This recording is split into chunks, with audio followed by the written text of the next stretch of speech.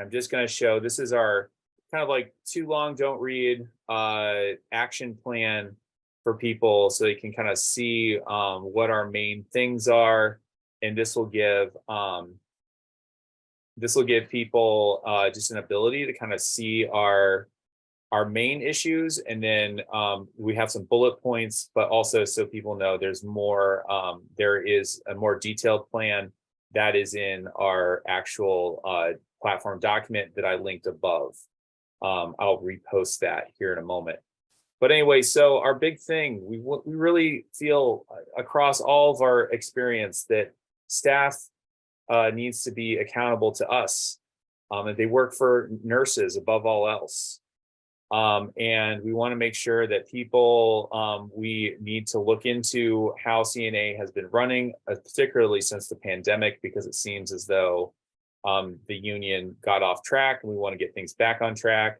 We need to look at the various finances and make sure that everyone can see, like a public audit, so people can see where all of our dues have been going. We've found some really interesting discoveries where sometimes people in elected board have elected to the council of presidents have been awarding themselves pretty substantial contracts for union dues to LLCs in their name. We want to find out how that happens. We want to make sure that staff performance is subject to bedside nurses and clinical nurses, so that everyone knows how they're doing, how they stand with the nurses who they're working with and supporting. And then we also want to make sure, this is one of Mark's big proposals, which I think is great, is setting up a bedside clinical nurse committee for drafting a code of ethics for the staff and elected union leadership. So there's no question about how it is that they should be acting. And then we've got our platform on democracy, and we're talking about bottom-up democracy unites and strengthens our union. You know, I know that there are some people who are afraid of like democracy inside of our union. Yeah, that's the defend our union is like, you know, we're instead of defending our union, it feels like they want to defend status quo. So we want to convene and empower the existing democratically structured forums in the union, including metro councils, regional professional practice committee meetings, and nurse rep meetings. We also know that there used to be a lot of regional structures that were struck from the bylaws over the past 20 years. And we want to just revive those and get them back to where they should be, so that nurses in regional areas can have a say over how resources are spent, what kind of staff support they get, that sort of stuff. We want there to be an open union caucus structure. So that means that, you know, shift change right now is a bit of a reform caucus inside the union. We've had to fight tooth and nail to even be heard. We'd like that to be a more open thing. We think that there should be caucuses for young nurses. We think there should be caucuses for Black and brown nurses, for them to express the different things that they think are important inside the union.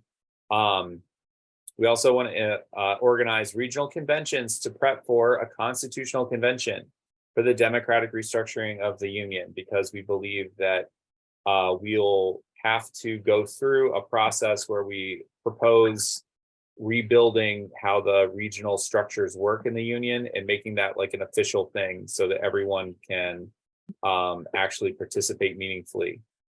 I'll just go through the rest of this just so we can wrap it up. Transparency, we want dues paying nurses have a right to see how the union works for us. So routine dues expenditure reports should be available to every nurse. We want to publish transcripts for executive council meetings, or like, you know, the council of presidents and the board. We're going to develop a database of collective bargaining agreements in the union and our union's facilities, so that nurses can see what kind of contract they've got at Kaiser, what kind of contract we have at Alta Bates, what kind of contract we have in the VA, those sorts of things. So we can pick out like the really best parts when we're going to our own negotiations. We want to investigate any complaints of direct dealing between union staff and employers. We just need to end the idea that staff would go behind nurses' backs and settle things that are not in our best interest. We want to end the practice of centralizing collective bargaining efforts that are kind of used in ways to kind of push people to do things that they otherwise wouldn't do. So we want to make sure that we like how we build these really big strikes, but we want to make sure that they're still directed by nurses and not by staffers who aren't nurses. Autonomy is a big deal. RNs are capable professionals, can independently decide our union's tactics and strategy.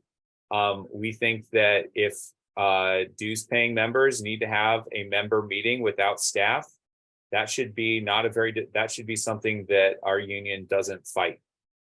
We should acquire union halls and offices and organizing spaces very close to where we work so that we can get to them. And we want to establish online union-wide forum for discussion of union business, so that people can hop in and be like, hey, what's going on over with you all? And we can kind of talk with each other about these sorts of things. And then we also want to break down the silos that staff have kind of built around us to kind of keep us from talking to each other. It should never be a question of what's going on over in your hospital or my hospital where we don't talk to each other. It should be encouraged. Because when people compare notes, that's when I think the best sorts of work in our union happens. And then finally, we just want to reestablish bedside clinical nurse union leadership. So union RNs need all the barriers removed from taking a leading role in our union. The idea that all of the amazing nurses that I've worked with on all these different campaigns didn't feel like they had the knowledge to become leaders in that higher level in the union is really kind of a shame to me. And that needs to, so we need to create a campaign so that people to bring people into leadership who have ideas and want to bring them into, our union shouldn't be afraid of new ideas or new leaders. We need to have a organizing strategy and training program so that nurses know how to organize. Currently we have some of these things, but they're very focused on just kind of more like indoctrinating people. And then we want to establish and implement a union-wide Know Your Rights education program so that every nurse in our union knows all their union rights and obligations. We feel like that's just been kind of lacking.